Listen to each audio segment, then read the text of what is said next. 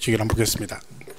자, 세액공제는 1주택 단독만 된다겠죠? 자, 연령별 공제란 말은 말 그대로 나이죠. 그죠? 그 나이가 일정 연세. 우리 세법은요, 이 연령으로 뭔가 혜택을 주는 거 기본이 몇 살부터 되냐면 60부터 해줘요. 거의 세법의 그 연령별 공제나 어떤 기타 혜택을 주는 거 거의 만 60부터 보통 해줍니다. 근데 이제 이게 왜 그러냐면, 그래서 만 60이면 나이가 많이 들었다는 얘기는 아니고요. 그런 의미가 아니라, 그러니까 지금 60이면 시골 가면 청년회장 할 나이입니다. 청년회장. 저 진짜 시골 가면 청년회장이 60이에요. 그리고 이장 정도 하시려면 최소 70은 넘어야 이장하지, 60 먹은 사람 이장한다 나오면 어린 것이 벌써부터 권력에 눈이 얻었다고 형들한테 혼난다니까. 왜 요즘 워낙 젊잖아요. 그죠? 근데 이건 뭐예요? 만 60이라는 의미는 경제적 나이를 얘기합니다.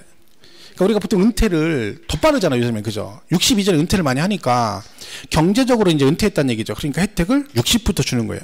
근데 이제 그게 이제 요번에 뭐 취득세 유상거래 하면서 뭐 세대한 그건 65세 그래가지고 헷갈리는 거야. 왜?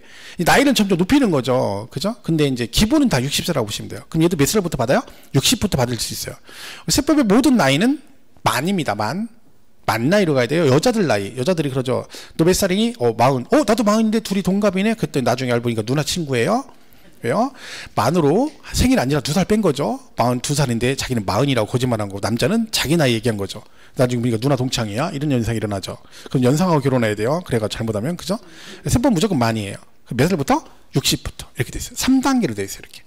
60세 이상 65세 미만이면 20% 공제해주고요. 65세 이상 70세 미만이면 30%, 70 이상이면 40% 공제해줍니다. 사실 이게 원래 이게 올해 개정상이에요. 그러니까 내년부터 적용되는 거예요. 그러니까 이건 잘 기억하셔야 돼요. 원래 10, 20, 30이었어요. 근데 개정돼서 내년부터 20, 30, 40% 공제해주는 거지. 이 말은요, 만약에 양도종부세가 100만 원 나왔어요. 그죠? 그럼 100만 원에서 내가 만약 1주택 단독명의자고 70 이상 넘으셨다? 그럼 그 100만 원의 몇 프로? 40%를 깎아주기 때문에 공제해준다는 거지. 그럼 40만 원 깎아주는 거예요. 이게 크죠. 그러니까. 그죠? 왜? 세액공제니까. 세금 자체를 계산하고 공제해주니까 큰 거예요. 그러니까 이 혜택이 크니까 아까 말씀드린 공동명의자도 단독으로 신청해서 유리하면 이걸로 가는 거죠. 60이 넘으셨고, 일단 보유기간에 따라 얘도 5년부터 가돼요. 5년 이상 10년 미만이면 20%, 10년 이상 15년 미만이면 40% 받고요. 15년이면 50% 받아요. 이건 그러니까 이거는 작년에 개정해서 올해부터 적용된 거였거든요. 원래 이것도 40이 최고였어요. 근데 50% 올해 늘렸고, 연령별 공제는 내년부터 개정이 돼서 이게 적용이 됩니다. 그래서 원래는 얘가 최대 그러면 이게 두 개 합하면 얼마까지 받을 수 있어요? 90이잖아요. 원래는 얘가 30, 50에서 80이었거든요. 근데 이제는 얼마? 90%. 그러면 만약에 여러분이 이 두 개 동시에 해당되면 둘이 중복될 수 있죠. 그럼 둘 다 받을 수 있어요. 그럼 최대 몇 프로까지 받을 수 있냐? 90이죠? 근데 80%까지만 해줍니다. 90%는 안 해주고. 쪼잔하게 그런지, 그죠? 작년에는 원래 30에 50이니까 80이잖아요. 그럼 작년에는 몇 프로 해줬어? 그러니까 올해까지는 100분의 70. 최대가 80인데 70 해주고, 이제 10% 늘어났죠? 그럼 90이 이게 80이 됐잖아. 아니, 90이잖아요. 근데 90 안 해줄 또 얼마 해줘? 100분의 80까지만 해줘요. 이게 해주려면 다 해주지. 뭔 적인지 모르겠어요. 10% 깎았어요. 그죠? 다 안 해주고. 그러니까 지금도 얼마? 중복공제 가능하다. 이게 시험에 많이 나왔죠. 그래서. 얼마까지? 공제를 할게 최대 얼마? 100분의 80 범위에서 이렇게 한 거죠. 올해 이제 개정상이라. 그죠? 그래서 이 부분 올해 숫자가 개정된 거니까 나중에 시험에 언급될 여지는 있습니다. 누구만 해준다고요? 1세대 1주택 단독 명의자만 공제받을 수 있다. 그러니까 이게 양쪽 다 해당되면 어쨌든 최대 80%가 공제 받을 수 있죠. 그러면 공동명의보다 이게 유리할 수도 있잖아요. 본인이 여기에 해당이 되면, 이 공제 대상이 되면. 그러면 따져봐야 되죠. 내가 한쪽만 해당된다. 20%. 그러면 그거 20% 공제 받는 거고, 내가 그냥 12억으로 가는 거고, 어느 게 유리한지 봐가지고 자기가 선택을 하면 되는 거야. 그죠? 그게 이제 그 얘기입니다. 그래서 이 공제가 있기 때문에 1주택자로 갈 수도 있다. 그런 뜻입니다. 이렇게 보시면 되죠. 그래서 이게 세액공제 단독 명의자만 된다. 교재는 거기 공제율 299페이지 나오는데, 지금 몇 %인지 몰라도 되죠. 근데 여기서 이제 뭘 알면 되냐면, 그 3번에 1세대 맨 위에 있죠? 거기 보면 주택분 종부세 납세 의무자가 1주택자에 해당하는 경우 주택분 종합부동산세액은 산출된 세액에서 다음에 따른 1주택자 공제액을 공제한 금액으로 한다. 이 경우, 거기가 중요하죠? 연령별 세액공제와 장기부유 세액공제는 공제를 합계 얼마? 100분의 80 범위에서 뭐 한다고요? 중복 적용할 수 있다. 거기 조심해야 돼요. 그 시험에 뭐라고 나온 적이면 두 개가 중복되는 경우는 공제율이 큰 것을 선택해서 아니고요. 둘 다 받을 수 있어요. 그죠? 둘 다 된다. 그런데 100분의 90 그러시면 안 되고 100분의 80 범위에서. 이해가시죠? 그러니까 80 아니면 이러면 여기하고 여기 된다면 그냥 80 받을 수 있죠. 근데 둘 다 여기도 해야 된다고 여기에 해당된다 그러면 90은 안 되고 얼마까지? 네, 80까지만 된다. 그 얘기입니다. 그래서 그 얘기가 지문상에 언급이 많이 됐었죠. 실제로. 그러니까 밑에 있는 몇 퍼센트도 중요하지만 일단은 기본적으로 두 개 다 중복되면 중복되는데 최대 100분의 80 범위에서 여기를 일단 먼저 아셔야 돼요. 그리고 나서 세부적인 내용이 들어가야 되는 거지. 우선순위는 이제 100분의 80 범위 중복 공제 이거 더 우선순위다 볼 수 있어요. 그죠? 숫자는 지금 나중에 보시면 되고요. 넘어가면 300페이지 세부담 상한 나오죠. 자, 세부담 상한은 아까 제가 재산세 할 때 설명드렸죠. 그러니까 여기 이제 100분의 80 범위 중복된다. 그죠? 이렇게 보시면 되고. 자, 세부담 상한은 올해 개정됐어요, 이거요. 그 내년부터 적용이 되는 겁니다. 세부담 상한. 그러니까 여러분 그 양도세도 그렇고 내년에 많이 바뀝니다. 양도세가 실무적으로. 그래서 그 장기부의 특별금리 다음 주에 배우겠지만 뭐 걔 같은 경우 내년부터 개정되고요. 그죠? 그다음에 1주택자 그 비과세 규정도 좀 많이 바뀝니다. 대표적인 거 이런 거 있죠. 예를 들면 지금 현재 내가 집이 두 개야. 그죠? 하나 팔았어. 1년 전에 팔았어. 그리고 지금 하나 팔면 지금 주택이 만약에 둘 다 10년 부여했어요. 10년. 하나 팔았어요. 작년에. 그죠? 지금 이걸 팔아요. 그러면 지금 팔아도 1주택이니까 10년 부여한 거니까 10년 부여했으니까 비과세 받을 수 있거든요. 근데 이제 개정되면 어떻게 돼요? 집이 두 개에 하나 되잖아요? 그러면 그 전 집이 10년 부여했어도 다시 그 1주택 된 시점에서부터 2년을 따져요. 그러니까 내가 집이 두 개인데 하나를 팔았어. 근데 그 집 판 날로부터 다시 몇 년이 지나야 돼? 2년 지나야 돼. 왜? 기존에 그 집을 내가 20년 보유했어도 의미 없어요. 1주택 된 시점부터 다시 2년을 계산해요. 그게 내년부터 적용이 되게 되죠. 그 개정사항에서. 그죠? 물론 일시적 2주택은 예외지만 그냥 그런 게 해당 안 되는 사람들은 집이 내가 지금은 뭐예요? 집이 막 몇 개 있든 간에 다 팔고 현재 1주택이면 그 집이 보유기간이 옛날부터 보유한 기간이 있잖아요. 그럼 그걸로 그냥 해줬는데 이제 안 해주겠다는 거지. 1주택 전 시점부터 2년을 계산하겠다. 이런 식으로 했기 때문에 강화가 된 거고요. 장기부의 특별공제도 뭐 많이 바뀌었습니다. 그것도 올해는 뭐 2년만 거주하면 거주기만 2년 채우면 뭐 보유기간 1년에 8%씩 해주는 내년부터는 뭐 보유하고 거주를 따로따로 이렇게 나눠요. 올해처럼 80% 공제 받으려면 보유 10년 이상하고 거주도 10년 이상 해야 최대 80% 공제가 되는 거죠. 올해까지는요. 2년만 거주했으면 10년 보유하면 80%거든. 내년에 80 받으려면 거주도 몇 년 해야 돼? 10년. 이게 개정됐죠? 벌써 돼서 내년부터 시행이 되는 것들. 그런 게 되게 많죠.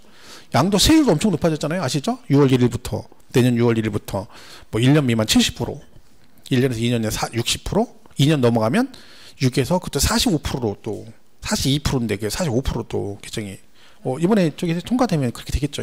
그러니까 뭐 복잡하죠. 세율이. 그죠? 얘도 지금 올랐죠. 세부담 상한에. 그죠? 이게 이제 이것도 나중에 숫자 외우시면 되는데 원래 얘가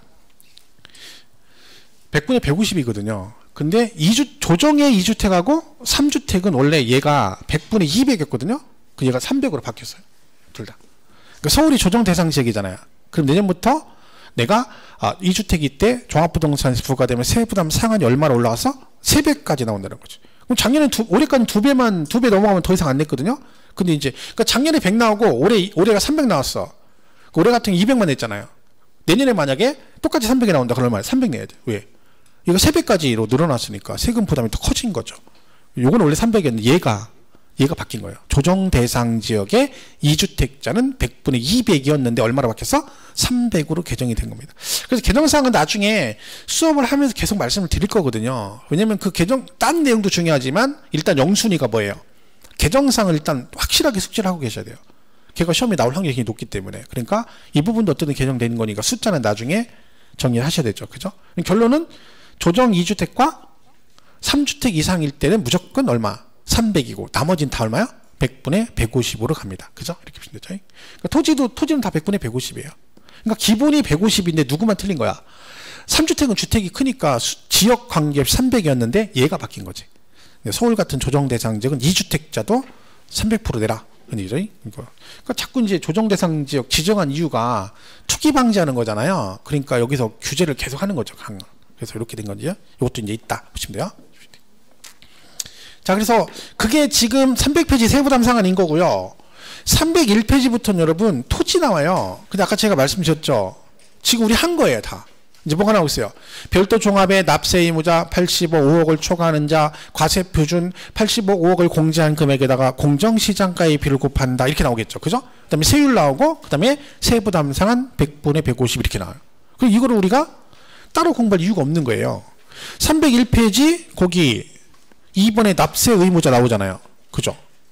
그럼 기준 뭐라고 되지? 1번에 종합합산 얼마를 초과하는 자, 5억을 초과하는 자, 별도는요 80억 초과 이렇게 나오잖아. 아까 한 거잖아요. 금액, 기준 금액을 뭐 하는 자? 초과하는 자. 중복되니까 볼 필요가 없다니까요. 뒤에 과표도 똑같아요, 여러분. 80억, 5억을 공제한 금액에 공정시장가액비를 곱한다. 그러니까 강의를 제가 앞으로 계속 그렇게 할 거예요. 그러니까 여러분은 일단은 뭐만 잘 기억하면 돼. 대상이 3개인데 금액이 별도 합산은 80억 초과, 종합은 5억 초과, 주택은 6억 초과. 이게 제일 중요해요. 그러면 납세 의무자도 간단하게 해결되고 과표도 이해할 수가 있는 거지. 근데 그 금액 자체를 모르면 다 이해가 안 되는 거죠. 그죠? 일단 오늘은 3개인데 금액이 그렇다 정도만 알아도 훌륭한 겁니다. 그죠? 그렇게 보시면 되고. 그러니까 나머지 얘기들은 지금 다 똑같은 얘기들이니까. 그죠? 그리고 305페이지 가면 거기 부가징수가 나오죠. 이 납부 방법이 우리가 어떤 고지서가 나오거든요. 그러니까 다음 주 화요일까지가 올해 종합부동산에서 납부 기간이에요. 그죠? 납부 기간 15일이 12월 1일부터 15일까지니까 15일이 이제 다음 주 화요일이잖아요. 그때까지 종부세를 내셔야 되는 거야. 고지서가 나왔죠. 얘는 그래서 우리가 보통징수 그러는데 국세는 이름을 뭐라고 하냐면 정부 부가가세 그래요. 그러니까 보통징수인데 국세는 뭐라고 부른다고요? 정부 부가가세. 똑같은 말이에요. 똑같은 말이에요. 같은 말인 용어만 다르게 쓰는 건데 굳이 우리가 그걸 구분해서 그래 국세는 보통징수고 지방 국세는 국세는 정부 부가 이래 그런 거 구분할 필요 없어요. 둘 다 뭐가 난다는 거야. 고지서 나간다는 얘기지 그 용어를 바꿔서 시험을 내진 않아요.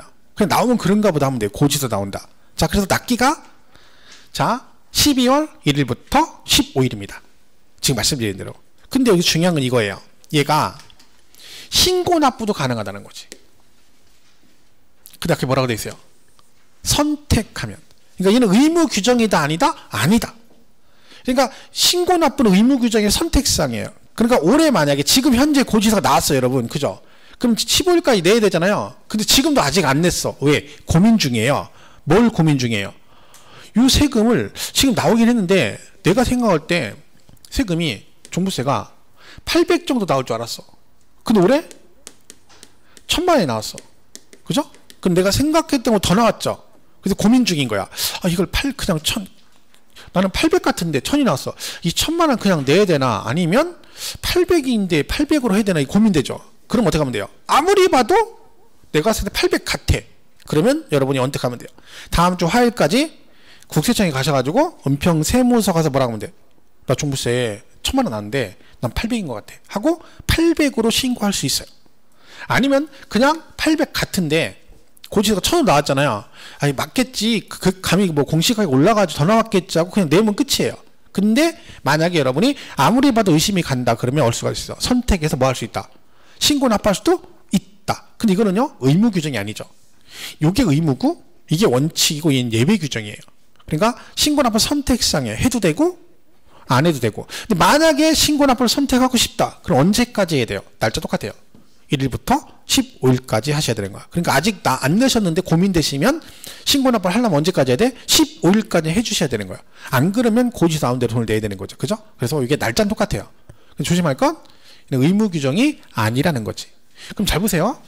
이 부분이 시험에 되게 많이 나온 이유가 뭔지 알면 자, 얘가 선택사항이죠. 그럼 얘를 신고 안 하면 우리 가산세부가 되잖아요. 우리 신고 납부하는 가산세부가 된다 했죠. 자, 그럼 얘가 이때 15일까지 신고를 안 하면 이때 가산세가 부과되느냐? 이게죠. 만약에 15일까지 신고를 안 했어. 근데 가산세 부과할 수 있느냐 없느냐? 원칙적 안 되는 거예요. 왜? 이건 선택사항이 아니잖아요. 의무 규정이잖아. 의무 규정이 아니잖아. 선택사항이잖아. 해도 되고 안 해도 돼. 그럼 만약에 여러분이 15일까지 다음 주 15일까지 세금 냈어 세금을. 그럼 끝이잖아요. 그때는 뭐라 그래요? 15일까지 세금 냈는데 야, 너 왜 신고 안 하고 세금 냈니? 너 한번 가산세를 주고 볼려? 말이 안 되는 거잖아. 그런데요. 그럼 얘기가 잘 안 나오죠. 근데 이거 뭐가 있어? 얘가 무신고 가산세가 있고 이 두 개가 있거든요. 과소신고 있죠. 자, 얘는 안 나와요. 근데 얘는 나올 수 있어요. 이걸 가지고 작년 재작년인가도 얘를 정답으로 했었죠. 자, 얘는 뭐라고요? 무신고 가산세를 부과한 데는 뭐는 나올 수 있다? 과소신고 가산세는 부과될 수 있다. 그럼 이걸 가지고 여러분이 이러는 거예요. 되게 헷갈리네. 무신고는 아니고 이럴 필요가 없어요. 그게 아니라 왜 얘가 이걸 안 내고 얘는 내는지를 생각하면 돼. 근데 여러분은 그냥 근데 복잡하네. 쟤는 듣자마자 뭐야 내면 내고 아니면 말지 껄쩍지근해. 어떤 건 내고 어떤 건 안 내고 뭐야 이렇게 생각하는 거야. 열받는 거지. 무신고란 말은 뭘 안 했다는 거야? 신고 안 했다는 얘기야. 신고를 안 하겠다는 얘기는 뭘 하겠다는 거야? 원칙대로 뭐 하겠다는 거야? 그냥 난 선택 안 하고 세금 내겠다는 거죠. 근데 내가 세금을 냈는데 무신고했다고 신고 안 했다고 가산세에 포함하면 된다 안 된다? 안 된다는 얘기예요. 자, 근데 얘는 뭐예요? 뭐 했다는 거예요? 신고했다는 얘기잖아. 근데 어떻게 했다는 거예요? 적게 그 얘기잖아요. 자, 여러분이 봐요. 1,000만 원이 나왔어요. 고지서가. 근데 여러분이 선택해서 뭘 했어? 신고했는데 얼마를 했어? 800으로 신고했어. 그죠? 그럼 여러분이 뭘 선택한 거야? 신고납을 선택했죠. 그럼 국세청에서 800으로 받아줍니까? 아니죠. 얘는 지금 국세청은 1000으로 계산한 거잖아. 그럼 여러분은 800에 신고했고, 그럼 국세청이 신고 받으면 어떻게 해요? 키재기 해야지. 키재기. 누가 맞나? 800이 맞나? 1000이 맞나? 조사하지 걔들이. 여러분 800 신고 내가 잘못해서 그래요? 어린 택돔스입니다. 그러면 여러분이 현거 가지고 얘 조사하는 거야. 봤더니 800이 맞으면 800으로 가는 거예요. 그런데 원래 1000이 맞아. 그럼 얘는 무슨 신고한 거야, 이 사람은? 과소신고한 거죠. 무슨 말 이해가시죠? 그러면 200 덜 신고한 거 과소신고하잖아. 그럼 거기다 뭐가 나요? 가산세 부과되는 거예요. 그러니까 과소신고 가산세는 부과될 수가 있는 거야. 이해가시죠? 그렇게 해야지 이거를 얘는 무신고는 부과 안 되고 가소신고 내고 나중에 가만있어 봐. 뭐 하나는 되고 뭐라 하나는 안 된다겠는데 뭐 들어? 이렇게 되는 거야. 그러니까 똑같은 얘기를 하더라도 얘는 왜 얘는 부과되고 얘는 안 되는지를 이해를 하고 가는 게 좋아요. 어떻게 보면 세법을 여러분이 어떤 사람은 뭐 계산이다 이걸 외워야 된다 외우는 거 아닙니다. 어떻게 보면 개념을 이해를 자꾸 해야 돼요. 그래야 외워도 오래 가는 거야. 우리는 막 암기만 하는 거지. 제일 좋은 게 암기긴 해요. 왜? 안 잃어버리면. 나는 이거 딱 외우면 안 헷갈려. 정확하게 알 수 있어. 그럼 상관없어. 그럼 외우는 거. 외울 거 이해할 게 뭐 있어. 외우면 되지. 근데 우리는 그렇지 않잖아요. 수많은 걸 하고 그러니까 개념 이해를 잘하면 돼요. 그러면 얘는 신고 안 했다는 얘기는 원래가 선택사항이니까 원래대로 손을 냈다는 얘기니까 얘는 가산세 부과가 안 되죠. 상식적으로. 근데 과소신고 뜻은 신고를 했는데 적게 했다는 얘기니까 얘가 선택을 한 거구나. 근데 신고를 적게 했을 때는 당연히 뭐다? 신고한 건데 과소신고한 거니까 그 부분은 뭐가 나올 수 있다? 가산세가 부과될 수 있다. 시험에서 뭐라고 해요? 정답으로 얘는 신고 납부하면 무신고 신고하고 이렇게 되면 선택하면 가산세는 부과하지 않는다. 이런 식으로 되는 거지. 아니죠? 뭐는 나올 수 있어? 과소신고 가산세 나올 수 있다. 이렇게 되는 거죠. 그럼 이런 걸 시험에 내는 거죠. 그러니까 이런 개념을 잘 이해를 하셔야 되는 거예요. 그죠? 그러니까 부가징수 파트가 종부세는 참 시험에 많이 나오죠. 한 문제인데 이런 개념을 많이 냅니다. 그래서 교재 305페이지 보시면 그 신고납부 등 일반 부가징수 원칙 정부 부가가 제로 있죠. 그래서 고지서 동그라미 1번에 12월 1일부터 15일까지. 자, 고지서는 미리 보내겠죠? 얘도 그럼 납기 개시 몇 일 전에 보내야 될까요? 그렇죠. 똑같죠. 여러분 이런 거 안 나올 것 같죠? 이게 몇 년 전에 정답으로 다음 주 옳은 걸 고르죠. 얘가 나왔어요.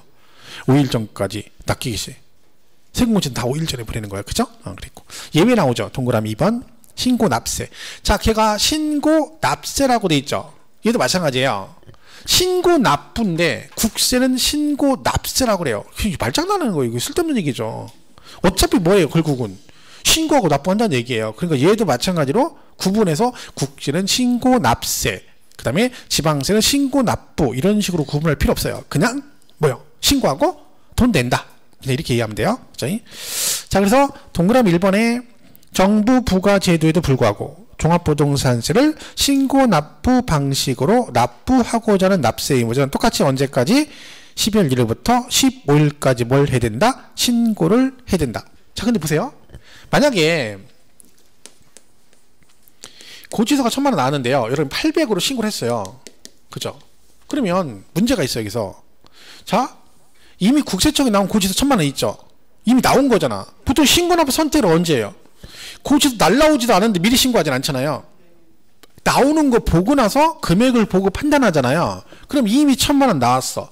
근데 여러분이 아무리 봐도 800 같아. 그래서 800을 선택을 해버리면 이걸로 신고한다는 얘기잖아요. 근데 문제는 뭐예요? 이미 고지된 1,000만 원 있잖아요. 그럼 두 개가 있는 거잖아. 이미 고지된 1,000만 원. 내가 신고하는 800. 그럼 여러분이 800으로 선택해서 신고하면 일단은 얘는 없는 걸로 칩니다. 이는 없는 걸로 치고 다시 계산하겠다는 거지. 얘하고 비교하겠다. 그래서 내가 뭘 선택하면 신고납부를 선택하면 이 과세권자의 결정은 없었던 거로 본다. 그죠? 그리고 요걸 가지고 다시 계산하겠다. 그런 뜻입니다. 시험에 뭐라고 하셨어요? 옛날에 총론에. 다음 중 납세 의무자가 신고납부를 선택하는 경우 과세권자의 결정은 없었던 거를 보는 조세로 옳은 걸 고르시오. 뭐요? 종합부동산세에서 총론에서 정답으로 나온 적이 있습니다. 그래서 거기 이 경우 있죠. 거기 다시 동그라미 1번에 보면 밑에 이 경우 의 일에 따른 결정 정부 고지서 나온 거죠. 일에 따른 결정은 뭐한다? 없었던 거로 본다. 뭘 하면? 내가 신고납부를 선택하면 요 일의 결정 이거는 없었던 거로 본다. 그 얘기입니다. 그래서 그 부분을 확실하게 이해를 하셔야 돼요. 얘하고 아까 가산세 관한 얘기를 정확하게 정리를 하셔야 되죠. 왜? 그거는 딱 봐도 시험에 나오기 쉽게 생겼잖아요. 그죠? 나머지는 뭐 지금 안 보셔도 되고요. 넘어가시면 됩니다. 그 뒤에 가면 306페이지 분납이 나와요. 분납. 얘도 분납됩니다. 근데 얘는 아까 재산세 분납 잠깐 했었죠? 다 똑같고요. 하나만 틀려요. 기간. 6개월. 나머지 똑같아요. 그리고 이 3번에 분납 보시면 관련해서 250 초과되면 기한 지나고 몇 개월? 6개월. 재산세가 양도세 2개월이거든요. 그러니 6개월이에요. 금액은 250이니까 아까 저기하고 똑같죠. 500 이하면 250 초과, 500 초과면 100분의 50 그렇게 나오겠죠. 내용 똑같잖아요. 그죠? 그리고 오른쪽에 보시면 거기 307페이지 표 있죠. 하나. 그죠? 납부세액 250 초과 500 이하면 250 초과분. 납부세액 500만 원 초과면 100분의 50. 50% 이하 금액. 똑같아요. 재산세하고. 날짜, 기간만 틀려요. 재산세는 2개월, 종부세는 6개월. 그것만 비교하시면 됩니다. 부가세는 거기 얘 국세죠. 국세니까 부가세가 뭐가 붙어요? 농어촌 특별세, 국세인 농특세가 붙겠죠. 그렇게 정리를 하시면 되겠습니다. 이렇게 보시면 되고 나머지는 뭐 크게 볼 거 없습니다. 그렇죠? 이렇게 문제가 뭐 이렇게 작년 시험 문제도 올해 시험 문제도 크게 어렵게 안 나왔었어요. 아까 말씀드린 5일전 뭐 그것도 나왔고 뭐 그죠? 종합합세는 5억을 초과하면 된다 뭐 이런 것도 나오고 그랬거든요. 그죠? 자, 종부세는 뭐 간단하게 하시면 돼요. 나중에 뭐 기출문제하고 이렇게 정리하셔도 충분합니다. 그래서 여기 보시면 얘가 이제 납세지는 어디겠어요? 예, 국세니까 세금을 어디 나요? 세무서다 내죠. 얘는 물건 중심이다, 사람 중심이다? 사람 중심이다. 그럼 사람의 주소지 관할 세무서인데 여기 잘 보세요. 소득세법 규정을 준용한다라고 돼 있죠. 그러니까 시험 문제가 이렇게 나온 적 있어요. 종합부동산세 납세지는 소득세법 규정을 준용한다. 그랬더니 어떤 분이 틀렸다고 그런 거예요. 왜요? 주소지 관할 세무서인데 웬 소득세법 규정. 이게 소득세법에 나오는 내용이에요. 종합부동산세가 원래 처음부터 있던 게 아니죠. 그죠? 그러니까 종부세를 나중에 만든 거잖아. 노무현 그때. 그러니까 이걸 새로 만들면서 뭘 따라가는 거야? 국세의 기본은 소득세입니다. 거기 따라가는 거야. 그래서 소득세법에 보면 거주자는 주소지 관할 세무서 없으면 거소지 이렇게 돼 있거든요. 그러니까 이거 따라가는 거야. 그러니까 위에 것도 맞고 밑에 것도 맞는 거예요. 근데 우리가 밑에 거 보통 우리가 사람 중심 주소지 관할 세무서 이렇게만 공부하다 보니까 시험에서 소득세법 규정을 준용한다 그러니까 틀렸다 이러면 안 되는 거지. 그죠? 같은 말로 이해하시면 되죠. 뭐 분납은 지금 했죠? 250초가 되면 6개월에 하면 되고 분납 금액은 똑같이 갑니다. 부가세는 농특세 20% 내시면 되는 거예요. 이렇게 보시면 되죠. 나머지는 뭐 그렇죠? 이렇게 되고. 자, 이렇게 해서 이거 나중에 다시 정리하면 되고요. 그 다음에 뒤에 넣으면 총론 나오죠. 소득세 총론. 거기는 일단은 다른 건 됐고 요 개념만 보겠습니다. 여기 일단 요거 우리 앞전 했던 건데 거주자와 비거주자. 지금부터 이제 그 양도세 할 거잖아요. 그 종합소득세 부분하고 이 개념을 잘 기억하셔야 돼요. 이게 되게 많이 나와. 이제 계속 거주자, 비거주자만 계속 나옵니다. 거주자는 뭘 말한다? 우리나라에 뭐가 있어?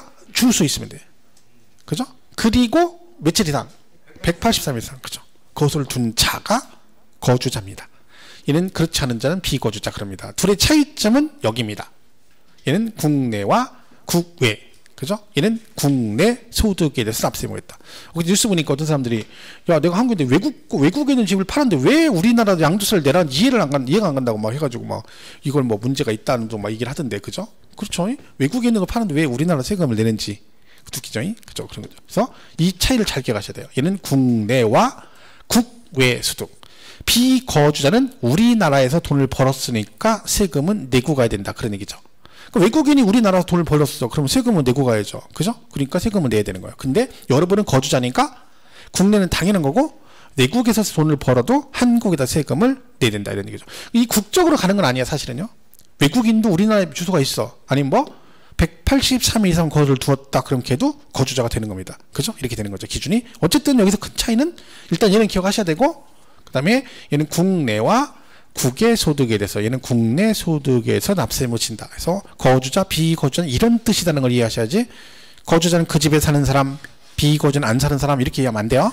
앞으로 계속 나와요. 그죠? 그렇게 보시면 되고. 그래서 여기는 총론 부분은 나중에 좀 더 설명할 건데 지금 여러분이 거기 개념 볼 건 없고요. 얘 잘 보시면 되고 그 다음에 지금 311페이지 맨 밑에 2번 납세 의무자 나오죠. 311페이지. 그죠? 거기 거주자, 비거주자 나오죠? 그 지금 설명한 거예요. 우리 교재는 거주자의 가로 안에 무제한 납세 의무자, 비거주자 제한 납세 의무자 그랬죠? 세금을 무제한으로 낸다는 얘기 아니라요.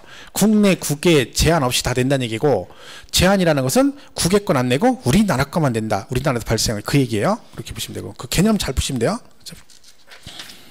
그리고 과세기간이 312페이지 나와요. 3번에. 그죠? 과세기간이란 말은 뭐예요? 그 세금을 법적으로 부과하는 기간이다. 그런 얘기 말 그대로. 그래서 원칙이 1년이죠. 우리 소득세는. 그죠? 1월 1일부터 12월 30일. 그 지금 연말정산 얘기 나오는 거잖아요. 연말정산. 그죠? 올해 연말정산 해라 말한 거죠. 그래서 뭐 올해 뭐 그 공인인증 폐지돼 가지고 그죠? 그 연말정산 어떻게 하니 막 인터넷 막 많이 나오죠. 그죠? 인증서 폐지됐죠. 그래서 뭐 이름이 뭘로 바뀐다나? 공정증명서인가 뭐 통합해서 이름이 바뀐다죠. 복잡해요. 뭐 이렇게 바뀌는 게 많은지. 그죠? 근데 개인 사설 인증서 이제 쓰는 거죠. 근데 기존의 인증서 발급하신 분들은 아직 기한 남으신 분들 그냥 써도 됩니다. 그죠? 근데 이제 그 끝나면 이제 개인 민간 인증서 써도 되는 거죠. 인증서가 너무 막 오래 걸리죠. 막 갱신하려면 막 복잡하고 막 그죠? 근데 개인 건 막 금방 되더라고. 몇 개 있죠? 네이버하고 뭐 카카오하고 뭐 우리나라 공인된 게 사설이 5개인가 있어요. 5개인가 KB하고 뭐 해서 한국 정부인죠. 예. 그 5개만 우리나라 정부에서 얘네들이 해서 5개 지정한 게 있거든요. 걔네 걸 쓰면 되는 거야. 그죠? 보시면 돼요. 1년이지 1년 단위. 그죠? 이게 기간이고. 근데 뭐 이건 지금 안 받아도 되는데 돌아가셨는데 오늘 돌아가셨는데 12월 31일까지 세금 내라 그러시면 안 되잖아요. 가셨는데 그죠? 근데 가셔도 세금 그냥은 못 가세요. 세금은 내고 가셔야 돼요. 그죠? 돌아가시니까 세금 내셔야 돼요. 그냥 못 가세요. 그죠? 세금 내고 가셔야 돼요. 맞는 말이죠. 돌아가시면 끝이다. 그러면 누가 대한민국 세금 누가 내겠어요? 나 죽을 때까지 버티는 거지. 그죠? 지금 세금 체납한 사람 뭐 몇천억 세금 체납한 사람 있잖아요. 막 우리나라 최고 체납 많이 하는 사람이. 그죠? 뭐 기본이 막 몇천억. 말이 세금 몇천억이면. 엊그제 뉴스 보니까 누구 걸렸는데 가보니까 체납에서 갔더니 막 집에 5만 원짜리가 막 장동에 막 5만 원에 싸놨더래잖아. 5만 원짜리가 없어요. 왜? 다 비자금 다 넣는 거야. 찾아가지고. 그러니까 예금 통장에도 없죠. 그 집이 급습해서 찾는데 농땅 열었더니 5만 원짜리 막 다발로 막 이렇게 싸놨더래. 돈 없다고 세금 못 낸다는데. 가끔 보면 있잖아. 막 비계 막 야 벽에 거기다가 넣어놔서 막 그러니까 거기 막 뭐 막 무기명 채권 막 CD 있죠. 이만큼 나오고 막 몇십억 나오고 막 금송아지에다가 뭐에다 막 다 나와. 시계도 막 쫙 있고 막 그죠? 그걸 뭐라 그래? 난 돈 없다고 있으면 내겠지 하고 막 그 사람들이 짬밥 있으니까 막 다 투지는 거죠. 그러니까 진짜 나 봤는데 헤비 보니까 막 베개를 막 하니까 그 안에다가 그 무기명 채권 넣어가지고 딱 해서 꾸미는 거예요. 그죠? 야, 그걸 귀신 것도 찢어서 찾대. 대단하죠. 그 사람들이 그것만 해보니까 다 찾는 거죠. 엊그제 보니까 막 5만 원짜리 나왔다고 그랬죠. 조심해야 되지, 그죠? 거기다 농에다 감추나. 나 같으면 5만 원짜리 거기다 안 감추네, 그죠? 이왕 감출 거면 딴 데다 감춰야지, 그게 뭐야, 그죠? 딴 데다 감췄죠. 비닐 씌워가지고, 그죠? 내 밭에다 감춰놨다. 밭을 파니까 거기서 나와가지고 옛날에, 그죠? 100억인가 봐 나왔었잖아요. 그래서 그 뒤로 사람들이 그 주변에 와가지고 삽으로 막 이렇게 밥 파고 다니는 사람이 있었던 진짜로. 그 포크레인 봤는데 그때 누가 100억인가 거기다 숨겨놓은 거 이게 발견됐잖아요. 하다가. 예, 마늘밭. 그래서 사람들이 한동안 마늘밭 팔아다니고 막 그랬잖아요. 그 돈 있는 줄 알고. 참 대단하죠. 우리 사람들 대단합니다. 그죠? 출국하시면 외국으로 나가잖아요. 나갈 때 세금 내고 가셔야 돼요. 그죠? 근데 기본이 이거예요. 1년. 이런 게 있다. 이제 보시면 돼요. 기간은 이렇게 보시면 돼요. 자, 그리고 양도세 조금만 할게요. 앞에. 얘가 제일 중요하죠. 문제는 뭐 5문제 정도 부터 나오죠. 최소한. 실무에서도 중요하죠. 실질적으로. 그죠? 이 이름 잘 보세요. 이름을. 이렇게 되는 거야. 그죠? 양도가 뭐냐면 파는 거예요. 그렇죠? 돈 받고 파는 거지. 그죠? 자, 그러면 돈을 받고 팔면 양도세를 꼭 낸다? 그렇지는 않습니다. 돈 받고 팔았다고 양도세 내는 거 아니죠? 왜요? 팔았는데 제가 말했죠. 100억에 팔았어. 양도세 겁나 많이 나오겠네. 나올 수도 있죠. 안 나올 수도 있어요. 어떻게? 살 때 110억에 샀어요. 그 손해보고 100억에 팔았어. 양도했죠? 세금 내야 안 내요? 안 내죠. 왜? 이름은 양도소득세. 양도에서 뭐가 생겨야 돼? 소득이 생겨야 세금을, 남는 게 있어야 세금을 내는, 안 남으면 세금 안 내요. 얘는 그래서 뭐 이래서 차익 팔고, 그러니까 살 때 된 거 빼고 경비 빼고 남는 것만 세금을 내는 거. 그래서 양도소득세 이렇게 된 거지. 안 팔아 상관없어요. 그러니까 남는 게 없으면 뭐 중과세 이런 거 신경 쓸 거 없어요. 뭐 양도세가 70%면 7만 프로가 무슨 상관 있어요. 손해보고 팔면 세금 안 내는 거야. 그죠?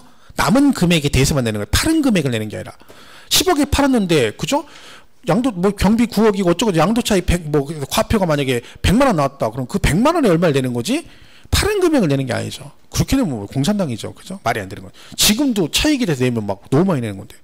그죠? 막 70% 내는, 70% 내라는 얘기인데 말이 안 되는 거죠. 차익의 차익, 그걸 잘 기억하셔야 돼요. 그럼 여기서 이제 그런 거죠. 여기서 그러면 양도소득세니까 먼저 뭐가 나왔어요? 그럼 어떤 경우를 양도로 보느냐? 이런 용어가 나오겠죠. 이런 경우는 양도로 봐서 세금 부과하겠다 개념이 나옵니다. 그래서 양도세는 똑같습니다. 대상을 팔면 누가 얼마에 대해서 납부 방법, 신고 납부 안 하면 가산세. 이 다 똑같다니까요. 흐름이. 그죠? 다 똑같아 있잖아요. 그죠? 그래서 이제 나온 거죠. 양도해가지고 뭐가 나와요? 어떤 경우 양도로 보느냐? 양도의 정의가 나와요. 뭐라고 돼 있어요?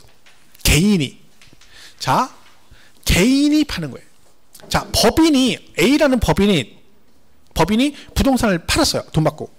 양도세 낼까 안 낼까요? 법인세. 세금은 내야 돼요. 팔았으니까. 그죠? 근데 걔는 법인세를 내요.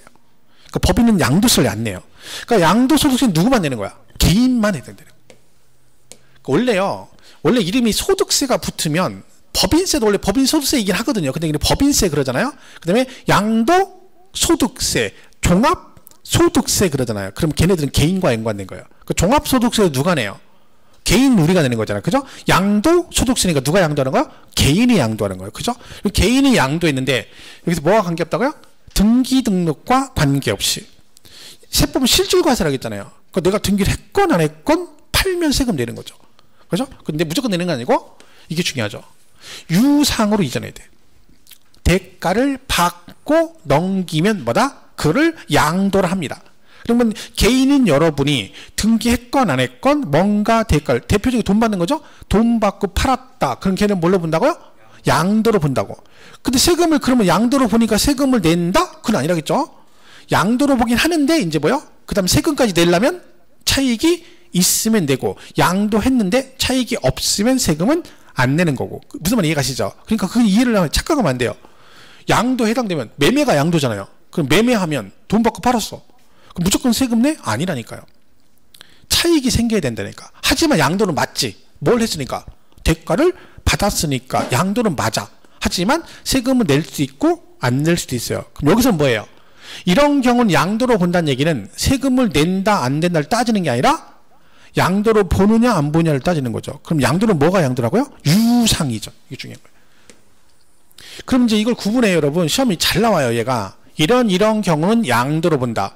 이런 경우 양도로 보지 않는다. 구분하잖아요. 그럼 여러분 이걸 외워야 되잖아요. 이거는 양도로 보고 이거는 양도로 보지 않고 이렇게 외우는 게 아니라요. 이거를 구분하는 게 주는 이거예요. 뭐라고요? 유상. 그러니까 유상이면 양도고 유상이 아니면 양도가 아니에요. 그러니까 이거 기억할 때 뭘 가지고 기억해야 돼? 얘가 대가가 있느냐 없느냐를 가지고 대가 있으면 양도고 대가가 없으면 양도가 아니다 판단하시면 되는 거야. 그죠? 예를 들면 매매했어. 매매가 뭐예요? 이렇게 갑이 을한테 토지를 팔았어요. 뭐 받고 팔아요? 돈 받고 팔죠. 그럼 이 매매계약서 쓴다고 했잖아. 그럼 얘는 양도 맞죠. 왜? 뭘 받죠? 금전 받고 팔았죠. 양도 맞죠. 그죠? 대가 있잖아. 교환은요. 교환이 뭐야? 물물 교환이죠. 여러분 부동산을 상대방에 줬는데 그냥 준 게 아니라 뭘 받았어? 상대방 다른 부동산을 받았어. 그럼 뭐야? 대가 받은 거죠? 그럼 얘도 뭐야? 양도죠. 그러니까 그런 식으로 하는 거예요. 아, 얘도 양도구나. 차이가 뭐야? 얘는 금전을 받고 얘는 물건을 받고 다 대가 있는 거죠. 그러니까 대가 있는 없느냐를 가지고 따지는 거예요. 그렇게 구분하는 거지. 매매, 교환, 현물자, 대물자, 얘는 양도고 이렇게 하지 마시고. 자, 수용은 양도일 것 같아, 아닐 것 같아? 수용. 그러니까 제가 이 얘기를 이해를 잘해야 돼요. 수용 그러면 안 좋은 추억이 옛날에 수용될 때 보상금 적게 받아 그때가 싸우고 막 나 진짜 공탁거라고 열받아가지고 그게 문제가 아니라 어쨌든 수용 강제 수용 되니까 돈은 덜 받았지만 돈은 받았잖아. 그 양도 맞지. 이해 가시죠? 자, 만약에 내가 10억짜리 아파트가 경매가 들어갔어요. 압류돼가지고 경매 들어서 5억에 낙찰됐어. 내 아파트 얼마짜리? 현재 시세가 10억짜리인데 낙찰돼가지고 경매가 5억에 낙찰돼 버렸어. 양도도 아니다. 양도 받잖아요. 왜? 5억에 낙찰했다는 얘기는 낙찰된 상대방이 5억에 사간 거잖아. 근데 5억에 팔은 거지. 양도 맞죠. 그냥 가져간 게 아니잖아. 그러면 세금을 낼지 안 될지 모르는 거지. 왜? 내가 살 때 7억에 샀는데 지금 5억에 낙찰됐어. 양도가액은 5억이고 취득가액은 7억이잖아. 그럼 손해봤으니까 세금은 내 안 내? 안 내지. 하지만 양도는 맞죠. 왜? 받았으니까. 이해 가시죠? 그러니까 대가 있다 그러면 그건 양도예요. 없으면 양도 아니다 이렇게 하면 되는 거야. 그러니까 상속이나 증여는 그렇게 양도가 아닌 거죠. 왜? 걔는 무상이잖아. 무상. 그냥 주는 거죠. 받는 게 아니라 그죠? 그렇게는 양도가 아닌 거지. 그래서 상속이나 증여하게 되면 무상 이전이니까 상속세는 뭘 내는 거예요? 증여세를 내는 거지. 그죠? 그럼 예를 들면 신탁이란 말 있어요. 신탁. 이 말들 그대로 해석하면 얘네 양도일 거 아닐까요? 양도일 것 같아, 아닐 것 같아요? 신탁. 아니, 왜? 신탁이 뭐예요? 그냥 믿고 맡긴다는 거죠. 돈을 주고 받는 게 아니라 내 대신 관리해달라고 등기만 넘기는 거예요. 그죠? 그러면 명의신탁 아시죠? 그죠? 신탁이요. 신탁법상 신탁이 있고 명의신탁이 있어요. 우리 명의신탁 많이 들어보셨죠? 자, 명의신탁이 뭐예요? 내 건데 내 앞으로 안 하고 내 친구 앞으로 대신 등기를 하는 걸 명의신탁이라고 그래요. 자, 그럼 명의신탁은 양도도 아니다. 실명제 위반했죠? 그죠? 이 걸리면 나중에 막 제재합니다. 그죠? 자, 그럼 이 명의신탁은 양도도 아니다. 아니다. 근데 이렇게 생각하는 거야. 야, 신탁법상 신탁은 정식으로 그 법에 따라 신탁하는 거니까 양도가 아니지만 명의신탁은 몰래 실명제 위반하니까 너는 양도야. 그런 게 어딨어요. 얘는 그런 거 안 따진다니까. 대가 있느냐 없느냐. 명의신탁도 돈 받았어 안 받았어? 안 받고 명의만 신탁하는 거죠. 그러니까 걔도 대가 있어 없어? 없어. 그럼 얘는 양도야 아니야? 아니에요. 그러니까 항상 기억을 이 개념을 가지고 얘가 대가가 있느냐 없느냐를 가지고 유상 여부를 판단해서 유상 대가가 있으면 양도고 아니면 양도가 아니다라고 이해를 하셔야 돼요. 그래야 얘가 나중에 편해요. 그러다 매매, 교환, 현물주택, 대물변제, 그 다음에 부담부 증여는 양도로 보고 수용도 양도고 여기는 뭐 양도담보, 화채비지, 무료, 환지처분이나 뭐는 양도 이렇게 하면 외우면 좋은데 아까 말했잖아요. 또 잃어버린다고. 그럼 또 헷갈려. 얘가 양도든가 얘가 아니든가. 근데 그걸 항상 머릿속에 뭘 떠올려야 돼? 양도다 그러면 유상이다. 이렇게 해야 나중에 그나마 덜 헷갈립니다. 그럼 얘는 굳이 그런 식으로 정리하면 달달달달 안 외워도 웬만하면 맞출 수가 있는 거죠. 그래서 항상 개념 이해를 잘해야 돼요. 유상일 때보다 양도로 본다. 아니면 양도가 아니다. 이렇게 구분하시면 돼요. 그래서 이번 시험이 굉장히 잘 나와요. 근데 쉽게 풀 수 있을 문제를 그죠? 이렇게 잘 정리하시면 되죠. 그래서 9번은 이제 다음 주에 다시 시작을 하도록 하고요. 오늘 배운 거 한번 한 5분 정도 씻고 정리하고 마칠게요. 그죠? 그래서 양도였냐. 그러니까 제가 하신 말씀이 외우려고 하지 마시고 지금은 잘 들으시고 아 얘는 이래서 그렇구나. 그런 개념을 이해하려고 좀 노력을 하시는 게 좋아요. 그러면 자동으로 나중에 또 쉽게 갈 수 있는 부분이 많이 있기 때문에 그죠? 외우는 건 나중에 하셔도 되거든요. 그죠? 오늘 여기부터 그죠? 부가징수 그죠? 재산세는 보통징수니까 그죠? 고지서가 나온다 했죠? 항상 고지서 며칠 전까지? 며칠 전? 5일 전. 기한은 토지는 몇 월 달? 9월이고요. 주택은 2분의 1씩 낸다 했죠? 건축물 7월에 냅니다. 그러니까 주택은 2분의 1씩 내기 때문에 얼마이냐면 20만 원이면 몇 월 달에 더 빨리 7월 달에 한꺼번에 부가징수 할 수 있다. 그죠? 이렇게 돼 있고. 그 다음에 물납은 기준이 있어요. 돈이 얼마? 1,000만 원? 추가된대. 1,000만 원 추가. 그죠? 그래서 추가되면 하는데 기한은 신청 언제까지 한다고요? 10일 전까지 신청을 하게 돼 있죠? 그리고 우리가 하는 건 10일 그 다음에 허가 여부는 며칠 안에 5일 안에 통지를 해주고, 불허가 통지라면 변경 신청 가능한데, 자, 물납은 뭘 가지고만 할 수 있다? 부동산만 되는데 어디 것만? 우리 동네 거 관할구역의 부동산만 된다. 그죠? 이렇게 물납은 간단하게 보시면 되고요. 분납은 그렇죠? 세부담사항은 뭐라 했어요? 얘는 공시가격으로 세금 부과는 보유세만 있다겠죠. 얘하고 종합부동산세만 있습니다. 그래서 기본이 100분의 150이다. 전년도 낸 금액에 요 금액을 넘어가면 더 이상 내지 마라 해서 한도를 정하는 걸 뭐라 그래요? 세부담 상한. 그럽니다. 여기 주택은 지금 혜택을 주잖아요. 근데 아까 종합부동산세는 그런 거 없다겠죠. 왜? 걔는 부자들이 내는 거니까 혜택 없어요. 서민과 관계없어. 무조건 주택도 구분 없이 가는 거죠. 오히려 더 내죠. 아까 200% 300% 내니까. 그죠? 주택만 예외입니다. 그죠? 세부 분납 250초가 되면 허가비를 필요 없고, 아까 종합부동산세 250초가잖아요. 그죠? 똑같죠. 근데 기간은 얘는 2개월이고 종부세는 6개월이에요. 나머지 똑같은 거죠. 500 이하면 250 초과 금액, 500 초과면 100분의 50 이하 금액을 기한 지나고 그 2개월 동안에 낼 수 있는 최대 금액을 의미한다. 그죠? 이런 개념을 이해를 잘 하시면 돼요. 그죠? 그 다음에 비과세는 뭐 나중에 여기 전납과세는 대진의 세다. 이거 정도만 잘 보시면 되고요. 그리고 종합부동산세 이렇게 가는 거죠. 대상은 뭐였어요? 이 중에 부동산만 되는데 별장은 종부세 안 내고 주택, 별도, 종합 3개만 종합부동산세 대상에 들어갑니다. 그죠? 그리고 그래서 이렇게 되는데 얘가 보시면 주택, 자 얘는 대상이 3개죠? 여기서 뭐가 중요하다 했어요? 금액, 별도는 80억 초과, 종합은 5억 초과, 주택은 6억을 초과해야 된다. 근데 주택은 무조건 내는 거 아니고 합산 배제 주택이라는 게 있습니다. 그래서 얘가 아까 말했죠. 외우지 마시고 얘도 뭐라 하겠어요? 얘는 임대사업 장려되고 기숙사 사택도 규제하면 안 되죠. 왜? 사원 복지를 위한 거니까 하면 안 되고, 미분양된 걸 세금 부과하면 2번 죽이는 거고, 놀이방도 있어야 되죠. 그래야 엄마가 집에 잠을 잘 수 있어요. 그죠? 그리고 그 다음에 그래야 남편도 스트레스를 안 받아요. 왜? 못 자면 또 신랑 또 갈구죠. 갔다 왔는데. 그죠? 가정의 평화를 위해서 있어야 되죠. 문화재 주택도 자꾸 팔면 문화재 훼손될 우려가 있으니까 너 갖고 있어도 종부세 부담 안 할게. 그죠? 그래서 빼주는데 합산 배제 신고해준다 했죠? 9월 16일부터 30일까지 하시면 됩니다. 그래서 분리 건축물 별장은 대상이 아니다. 그죠? 그리고 그 다음에 납세의무자 얘는 얼마 초과야? 주택은 6억, 별도는 80억, 종합은 5억. 이 얘기를 뭐 수십 번 하는 거 수업 시간에. 그죠? 열심히 째려봐야 돼요. 그럼 지가 계속 째려보면 지가 항복하게 돼 있거든. 그 대충 쳐다보면 얘가 무시해 깐보는 거예요. 깐보는 거예요. 여러분 또 물어보면 얘가 뭐라 그래? 장난하냐? 그 정도가 아니고 끄떡도 없어. 계속 하는 거야. 그 애들이 아무리 쳐다봐 애들이 눈길도 안 주는 거야. 계속 애정을 가지고 쳐다봐줘야 애들이 시험 볼 때 누가 답이니 그럼 저요 하고 손을 드는 거지. 안 그러면 막 누가 답이니 그러면 다 고개 숙이고 있고, 아니면 막 전부 다 3명 동시에 손 들어 다 지각이래. 그죠? 그럼 안 되는 거죠. 자, 얘는요. 과표 똑같죠? 주택 종합 별도니까 그 기준 금액을 빼준다겠죠. 그럼 얘는 얼마를 빼주면 돼요? 6억을 빼주고 얼마 곱하고 95%. 다 이거로 간다 했죠? 이 공정이 들어간다 했죠? 종합은 얼마 빼주고 5억 빼주고 95%. 얘는 80억이니까 80억 빼주고 95%. 근데 1주택 단독 명의자는 추가 3억 공제를 받을 수 있다. 그죠? 그래서 얘는 9억을 초과할 때 되는 거예요. 똑같이 95%죠. 그죠? 이렇게 되는 거. 그래서 세율은 지금 불 껐다 했죠? 얘는 뭐 지금 결정이 있다. 그죠? 이렇게 되면 되고. 그 다음에 여기는 지금 안 보셔도 되고요. 연령은 이제 누구 만든다고요? 1주택 단독 명의자가 됩니다. 그래서 연령은 나이대별로 몇 살부터? 60부터 됩니다. 5살 간격으로 가요. 그래서 20, 40, 20죠? 10, 20, 40, 50에서 여기는 20%. 그 다음에 70은 30. 그 다음에 40. 보유는 5년부터 받아요. 그죠?